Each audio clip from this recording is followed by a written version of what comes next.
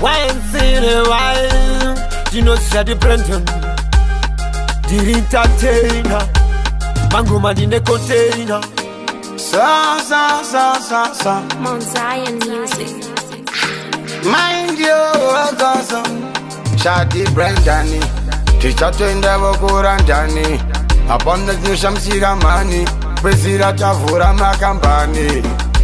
Inakatasiwona kuti vari kushandiswa narikio kusvika pamufairo chingoshandiswa nemadhimoni.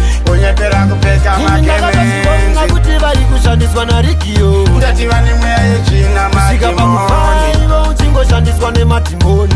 kunyepera kupekera magemenzi muviri kuna Mwari temberi musanyepere kubata bhaibheri kune vanhu uchimira pamberi inzwai nini uchaita mbiri Mwari vari kudenga kwete pasi teerera shoko raSauro iye nhasi nekuti hakuna munhu asina basa ini ndiri kusasa asi makasa ngirozi dzopenya dzungu dzatomenya tichingorarama mapundo tokwenya asi vale madhimoni kuti vari kushandiswa narikio vane mweya yechina kusvika pamufairo chingoshandiswa nemadhimoni.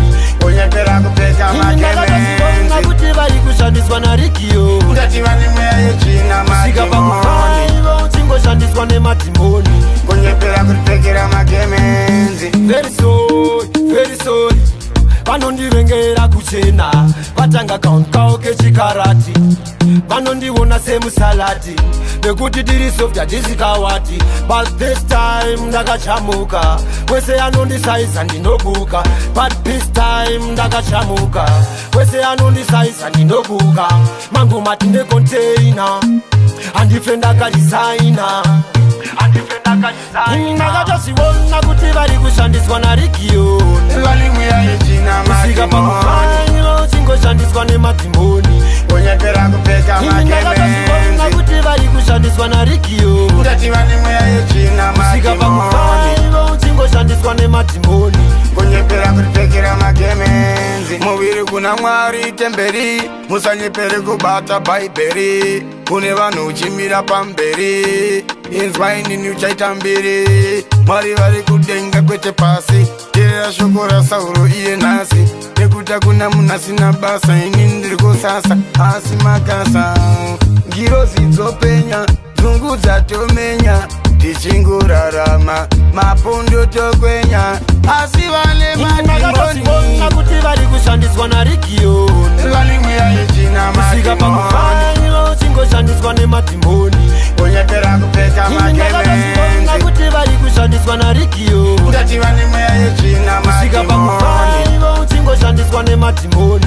kunyepera kupekera magemenzi Very sorry vanondivengera kuchena vatanga kaunti kavo kechikarati vanondiona semusalati nekuti tiri softa tisikawati but this time ndakachamuka wese anondisaisa ndinobuka but this time ndakachamuka wese anondisaisa ndinobuka mangu mati ndekonteina handife ndakadisaina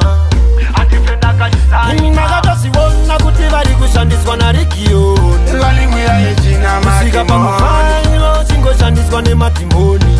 unyepera kupeka magemenzi kuti vari kushandiswa narikio ndati vane mweya yechina kusvika pamufairo chingoshandiswa nemadhimoni.